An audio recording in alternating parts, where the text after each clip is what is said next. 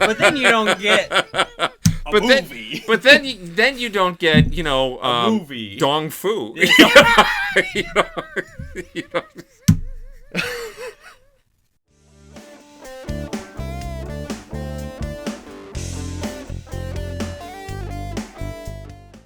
I've told you in the past that everybody has a whiteboard in their head.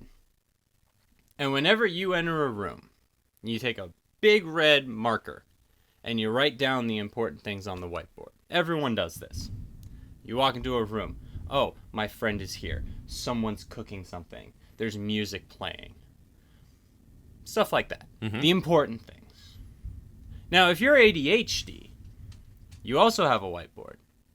But the minute you enter that room, everything is scribbled onto that whiteboard. Oh, that doorknob, it's gold. Oh, this wallpaper is hideous. Oh, that dude has a stain on his shirt. Whatever they're cooking has pepper in it. Stuff like that. Every little detail gets written on there. So if you're a neurotypical, that's just a little insight into how the ADHD mind works. Alternatively, you could watch Everything Everywhere All at Once. Welcome back to Pork Chops, Rice, and Peaches. I'm Noah. And I'm neurotypical. I knew it was coming. And today we are talking about Everything Everywhere All at Once. The 2022 action sci-fi adventure film. And so there's a specific reason why, before we go any further, that we're actually talking about this, and that is simply because of a message that I received on Facebook from a childhood friend of mine, and he wrote, "So do you take movie requests? I just turned off Everything Everywhere All at Once and wasted an hour and a half of my life. What a stinking pile load of crap. I mean, I'm a bit angry at myself for not having turned it off sooner. I wish I could disinfect my eyeballs now. Smack my head. I did not finish watching it." We said, challenge accepted. Yeah, we did. The interesting thing about this, apparently this movie won Oscars. And I'm assuming Oscars. More than one. And Yep. because I don't pay attention to the Oscars and I don't watch the telecast, I saw a whole bunch of Instagram reels with Jamie Lee Curtis and Michelle Yeoh and the actor formerly known as Short Round. Yeah, I'll pull it up here in just a second. No disrespect. Hold on. No disrespect. We'll get there. Yeah. It's also Asian names. We're white. There's going to be some mispronunciations in there. We'll try our best. But I pulled it up here for you. Okay. 7 wins. Nice. Best Picture. Okay. Best Actress. Yep. Best Supporting Actress. Okay. Best Supporting Actor. Wow. Best Director. Wow. Best Original Screenplay. They cleaned house. Best Film Editing. Okay. Best Supporting, that's a double. Best Original Score and Best Costume Design. The film editor. Holy smokes, did the editor work? 5. I believe it.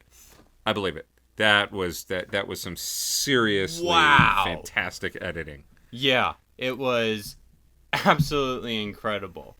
By the way, Ki Hui Kwan? Yes. Kwan? Yes. Yes. I'm sorry. Yes. No disrespect. He was amazing. He was. There was only one point in the movie where I heard him speak a line that took me back to Temple of Doom. Yeah. And the rest of it was, wow, this guy's really good. Where's he been for? This was his first role back. Like, after Indiana Jones, he retired from acting. And like before this movie, he decided, hey, I'm going to come, I just want to go do another movie. And he comes back and gets an Oscar. He comes back and gets an Oscar for Best Supporting Actor. Like, he was in tears at the Oscar ceremony going, hey, Mom, look, I won an Oscar. And it was the most heartwarming thing. Okay. So, kudos. But... Well, interesting. I was in tears at the end of the movie. I believe it. I believe it. I was. I believe it. This thing Oh, grabbed yeah. the heartstrings. Yeah. Right now, I Yeah. just finished watching this a couple hours ago. Okay. And All right, you cleaned up really well. well, thank afterward. you. I went. Well, here's a big difference. The reason why you like the movie, the reason why you like the movie, and the reason why I like the movie, I think are going to be like Probably light years apart. But I think that is if I can side for a second, Yep. I think that's a testament to this movie is that I think a lot of people can all watch this movie Yep. and enjoy it, but for completely different reasons. And I think that's just a well-made movie. If a movie can get that many people to enjoy it for different reasons, that's a well-made movie. That's a well-made movie. That's a movie that deserves the wins that it did get. So this is a movie where I pretty much had the end of the movie figured out in the first 10 or 15 minutes. Yeah. This is a story that has been told over and over and over again. It has. I knew how it was going to end, and that didn't bother me. No. Because the first 15 minutes was so creative and intriguing, and it just dragged me in. You really got it. 15 minutes. Okay. Yeah, picking up some clues right in the beginning. Oh. Where okay. Oh my all right. gosh. So when Evelyn is in the office talking to her daughter, and the 6 security screens are on in the background, and you can see what her husband's doing. See what he's doing. Right, and I was like, oh, this is going to be interesting because that's not the same guy who is out there. Exactly. So that's where they grabbed me. Okay, and so the question wasn't how the movie was going to end. The question was how were they going to get to the ending? Yeah. And the answer is LSD. Because you're right. You're right. Okay, because this movie is one part just midlife crisis. It is one part Marvel multiverse. Yeah. It is, it is one part. What did your friend James write on one of our other movie reviews? How are the writers going to get to this point, and what fun are they going to have getting there? It was all right. Call out real quick. Yeah, Just call it out. Sorry, shout out. Yep. For I should have had my you... friend Alex. Yes. Essentially, fun fact: he is a member of my stunt team. Oh, very nice. He left a comment on our Warhammer video. And he said, when writing the lore, I wonder how much of it was the writers going, you know what would be hilarious? I'm sure that was going on in this movie because sure. this movie. So in that blunder, then along with midlife crisis and multiverse was a little bit of farce. There was a lot of comedy and a lot of comedy. It wasn't like hard hitting, like you're rolling out of your chair laughing, but it was like just enough to. Well, it was just enough to keep the tension of the movie. From being overwhelming, right? From being too much, yeah. But so what did you like about the movie? Where did it?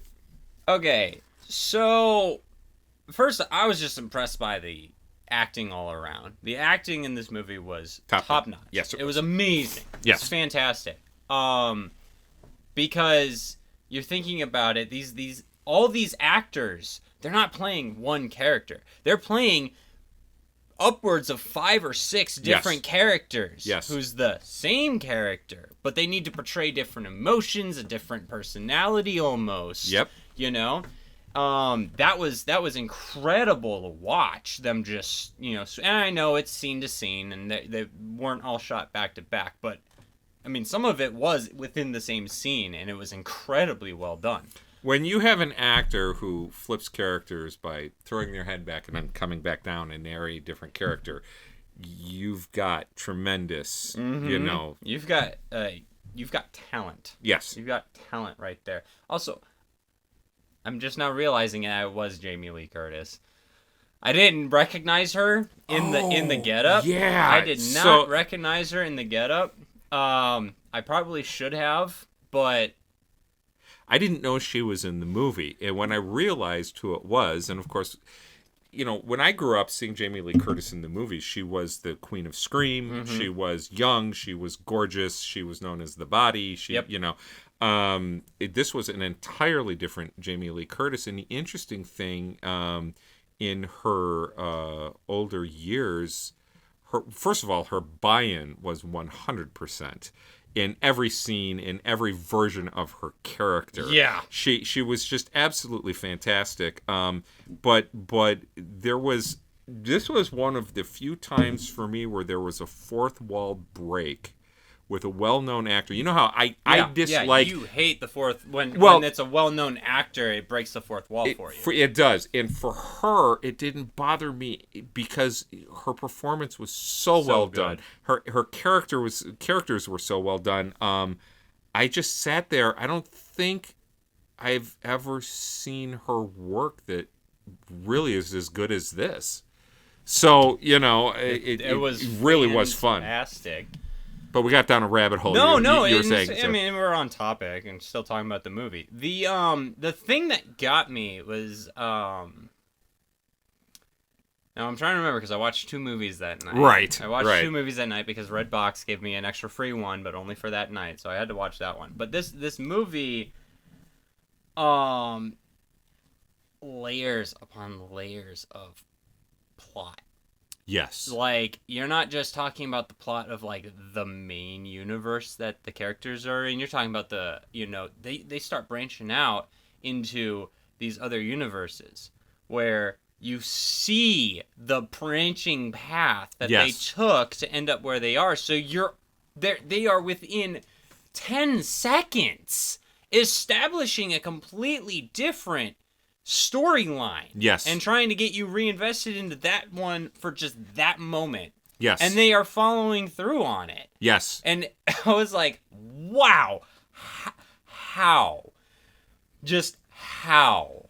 Did you have the foresight and the attention to detail to ensure that you were doing all these storylines properly as best you could? Because they were still telling only one story. Oh, yeah, they were. They were, 100%. And what you need to do is you need to never lose track of the fact that there's one story being told. Yeah. And everything else is just window dressing. Yeah. Right? Really interesting, well done, decorative, entertaining window dressing. Yeah. Oh, and I forgot to add into the blender martial arts. Yeah. Because their fighting was really... With the exception of one move, you have poisoned me. There was a move... And it was at the end of that absolutely phenomenal fight sequence with the shield. Is it the... Yeah, I know which one. The flip at the end. The flip into a front rack. Right. Yeah! And I watched that flip and I went, oh, I know how that's done. And that just doesn't look impressive anymore. Although, I tell you, no, give the stuntman credit. Oh, it's not a fun one to pull off. He performed it well, but, just doing that from standing without the flip is not a fun wreck to pull off. That shield missed by 8.5 feet. And, 100%. It was stacked on the other side of him. They're fighting here. The camera's here. That shield's going on this side of him. Right. But I'll tell you what because you're right. They have this basic one storyline. Right. But this is character development. We talk about character development and how much we love character development. This is some, novel level character development. She went through, because here's the thing. It would have been a decent enough character development to just have her realize, oh, I'm going through this midlife crisis. I'm having all these issues. Right. I need to chill out. And let my husband, because at the end of the day, what does she do? She accepts her husband for who he is and accepts that he is capable. Right. And actually is really capable. Right. In every universe. Right. He is capable. And that she can heal her relationship with her daughter if she just lets her go. If you love something, let it be free. Right. That sort of thing. And but also holding on to what you love as well. But they allowed her in this movie the time to fail her character development. Yes. They allow her to, in Star Wars it'd be dip into the dark side. And it would be like a 5-minute struggle between, Luke and his gloved hand.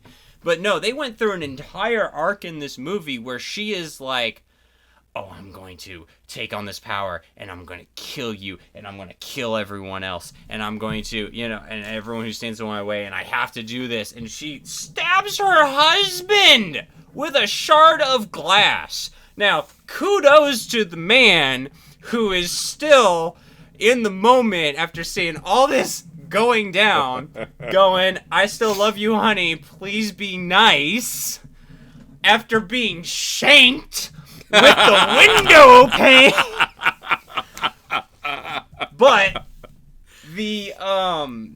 But they allowed her character the chance to try to figure it out and fail the first time and then come back, which just makes the ending better because they showed us in detail her failure initially. Mm-hmm.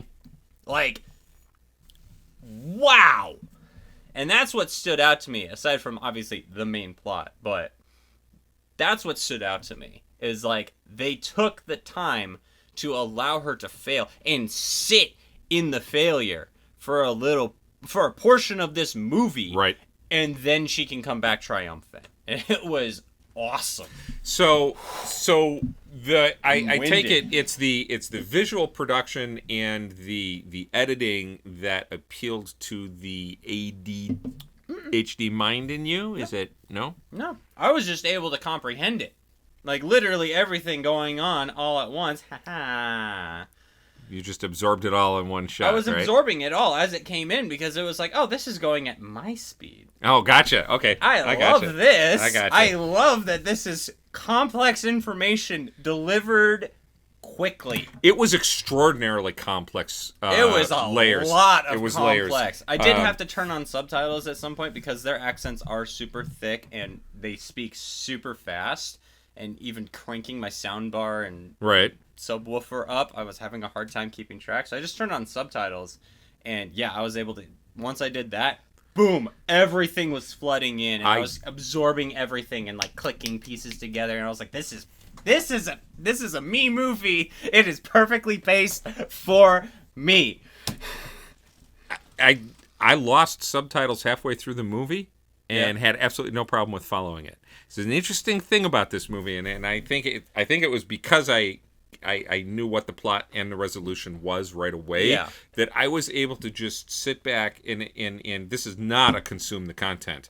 This is a pay close attention to everything's going on. This is a you have to you have to focus on what is being said at any given point because there's so much. It's like they foreshadow the McGuffin, which I will get to. Okay. I will get to. Okay. By when she's in the beginning, when she's circling the tax paperwork. When Jamie Lee Curtis is doing that. Yes. Yeah. And the minute the McGuffin comes up, I'm like, oh my gosh, they started foreshadowing this 5-10 minutes into the movie. I didn't. I'm sorry, I am over talking. No. That is fine. I did not pick up on the circle and the relationship to the everything bagel. Spoiler if you haven't seen it. I didn't pick up on the black circle on their forehead right away. I mean, I was looking at it. Like, what the heck is going on here? But it's a case of. So much is coming. So much is coming at you. Then when I finally pieced it together, I was like, oh, I got it. That's pretty good, actually. I like that, the whole bit. There's a little bit of Hitchhiker's Guide to the Galaxy with the whole everything bagel. I mean, it's a wonderful metaphor, what a wonderful metaphor for life, I'm sitting. Okay, so I'm sitting watching the movie, and here's why. Within the first few minutes, I was taken by this movie completely. Yeah, I understand her. Mm-hmm. I understand her, and it was just a couple of days. I was talking to a friend of mine, and I said, when you go in life, and you've been the guy everybody goes to for years, for decades. I was home raising you kids. When you needed something, you came to Dad. When the dogs need something, they go to me. When my wife needs something, she comes to me. There's all of this, and you're being pulled in 47 different directions. And it, there was times when we were poor, there was times when we were flush, and those all create stresses. I'm watching her go through all this, and I'm watching her lose her identity in all of that, and I'm thinking to myself, oh, I get that. I get that. I understand that. It's one of the reasons why I knew, everything that was going on. Mm-hmm. But the other thing was, imagine going through all of that and imagine having a father who's ashamed of you, because they established that right away. I'm sitting next to my wife, and she is laughing hysterically at that Asian stereotype. Okay. Because that is the Asian family stereotype. Yes, it is. Oh, why aren't you a doctor? Why aren't you a lawyer? Right. That thing. We're like, ooh, we better not show this to some of our friends. They're going to have trauma flashbacks. Well, but the interesting thing was, I thought of that comment or the passage, the sins of the father are visited on the second and the third generation. When you get raised, her self-esteem is non-existent because she's been living with rejection her whole life. And you've got something, I think, maybe just a little bit wrong. The big mistake that did so much damage was her father letting her go and not fighting for her. She couldn't let her daughter go, and she was going to fight for her daughter all the way to the end. Mm-hmm. Now, I cannot comprehend in any way, shape, or form rejecting my children. I cannot comprehend what the father did. It goes against every fiber of my being, but I know that it happens, and I know people who have lived with that level of rejection. And we talked about this just a couple, a couple sessions ago. Yeah. When you've got to learn to overcome that, and this is a movie of her learning to overcome that. But so here's the other thing that I understood. I understood the husband. Mm-hmm. He's lost in the shuffle. Yeah. He's doing everything in his power to keep things together, but he's not priority 27 on her list. He doesn't appear on her list. And yet he is faithful, and he is loving. And while he files divorce papers, it is solely for the purpose of trying to get a conversation going. Yep. He doesn't want it. He doesn't want it. Right? He did not want in any of the universes that was please talk to me. Yes. That was a cry for help. And okay. Literally and so that again, the performance was good. Where he's like he's just trying. So I'm going to pull up a quote that I looked up, and it's from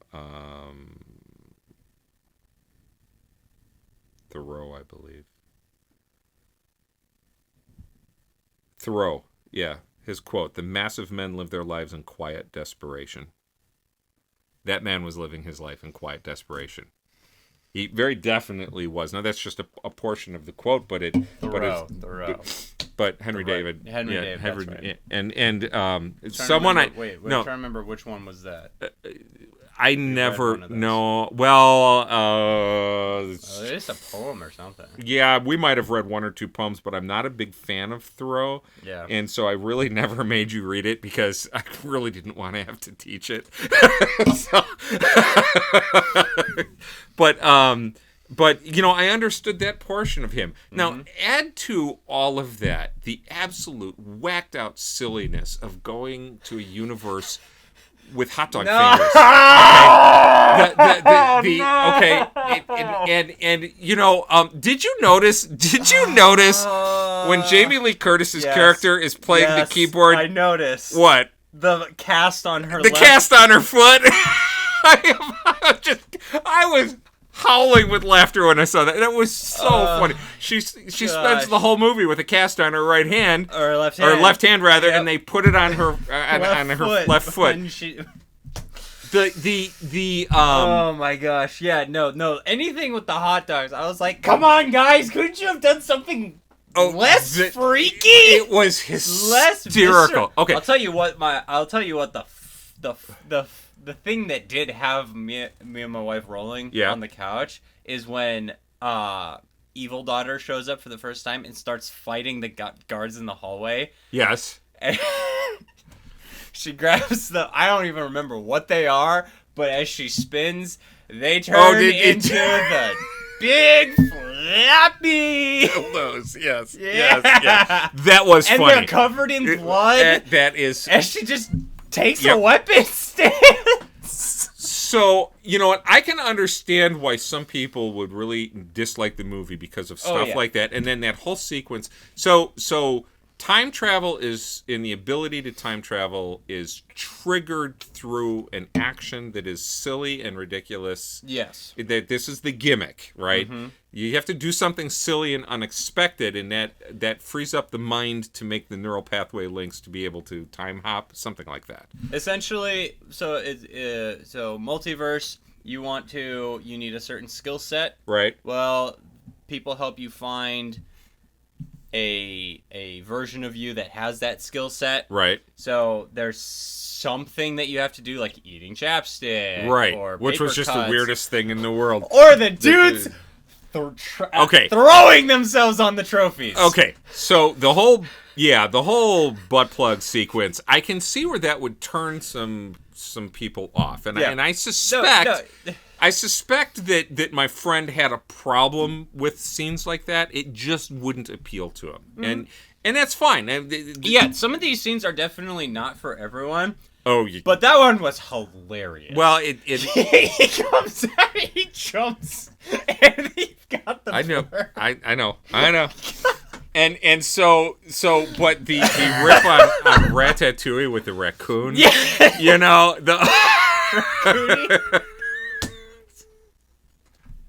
imagine the rat being replaced with a raccoon under a tall hat. Really good. That talks. And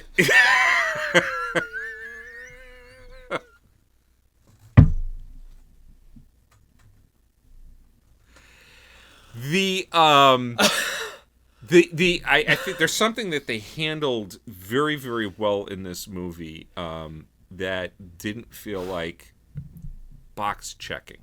It felt like reality. And that was the same-sex relationships. Yes. There's two of them. Yep. One is the daughter in real life where the movie is centered. Yep. And there's one with the mother in an alternate universe. Mm-hmm. And when she hops through that universe, she experiences all of the pleasure and pain of that relationship. That lifetime. Right. In the blink of an eye. Yep. And then so that when she's communicating with her daughter in real time, she can at least accept and appreciate it. Mm-hmm. And what they did was they didn't say this is good. They didn't say this was bad. They said this is. Yes. It was so well implemented into the story. Yes. It was perfectly implemented because it didn't feel out of place. And it would fit right into the narrative of disappointing her father. And it's like, this is realistic. Yeah, it is. And I didn't feel like I wasn't being preached to. Nope. I wasn't being beaten over the head. And so it was and it worked. Yes, and it worked very, very well. So there is I'm trying to think if there's anything in the movie I didn't like, if there was anything that I and I can't think of anything. This movie was so good. I'll tell you what, this got me in the beginning. I was like, are you kidding me?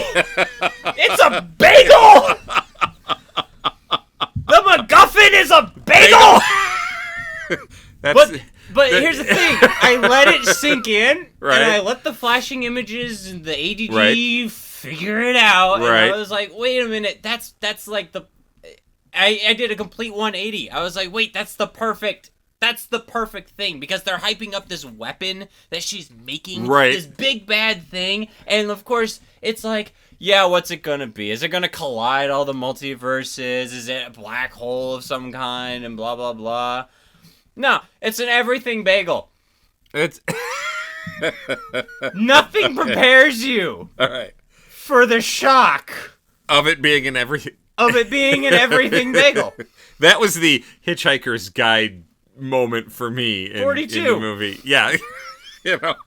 Someone should have just told her 42. I love the googly eye bit, and I'll be honest with you. The googly eye bit was cute. One of my favorite parts of this movie was the rocks. Yes! Yes! the silent, it just rocks. Right? Your dialogue is printed on the screen for you to read. There's not even voices, you know. I like to come here and just sit. Shh, don't talk. Don't. And then the rock hopping towards her daughter.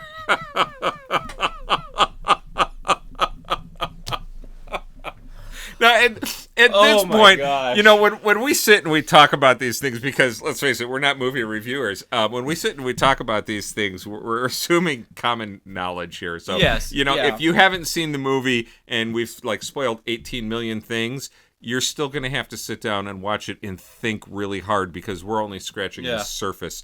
I would love to have sat in the writers' meetings to put together this many layers, right? So how does her husband asks everyone to stop fighting in one of the universes and says, show kindness, show love.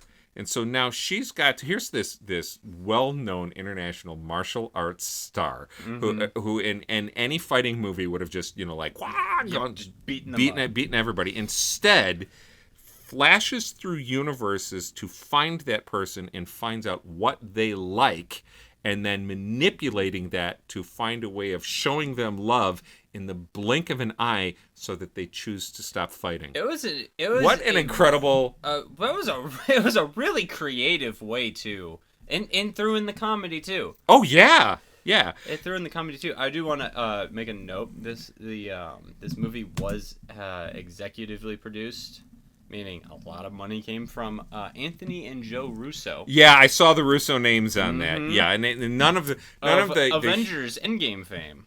Gotcha. And Infinity War. So and Winter Soldier. There is an aspect of me we can't finish up this conversation without. I'm going to make one point. Got it. And for my friend Martin, who asked us to look at this really right. He is a man of deep faith. He is a very religious person. It's one of the reasons why some of the stuff, when he said he just wanted to gouge his eyes out, I have a tremendous amount of respect for the depth of his faith. And what this movie does completely lack, and would have solved some of the main characters' problems, was a little bit of faith. Because these midlife crises are a little bit easier to navigate when you're focused and grounded in your spiritual life. And there were no characters in this movie that had that at all. And there's just a part of my head that was just saying, you know, all of this could have been avoided if. But then you don't get a movie. Then you don't get, you know, a movie. Dong Fu. You know.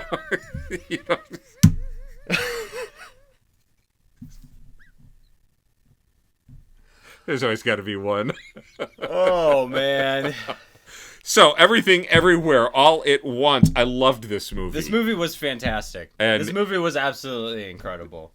Like, totally, like, I don't pay attention to, like, the Oscars. When I heard this earned a bunch of Oscars, I was like, okay, cool. You know. But now I'm like, okay, glad to see that the Oscars still, the Academy still has taste.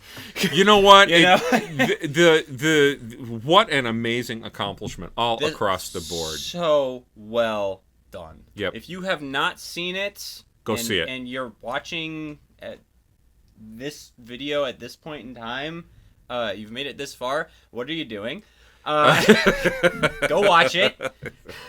Please. And let us know what your thoughts are. Did you like it? Did you hate it? Do you agree with us? Do you disagree with us? You know, what are your thoughts on this? Leave them down below. We'd love to hear them. Thank you all for 100 subscribers at the time of this recording. That is, you know, pinch me. I didn't think we'd ever make that milestone. Think we'd ever make it. Yeah. So thank you to everyone. Thank you so much. And yeah, Everything, Everywhere, All at Once. Go watch it again if you've already seen it. All right. Thanks for tuning in to this episode of Pork Chops, Rice, and Peaches. See you next time.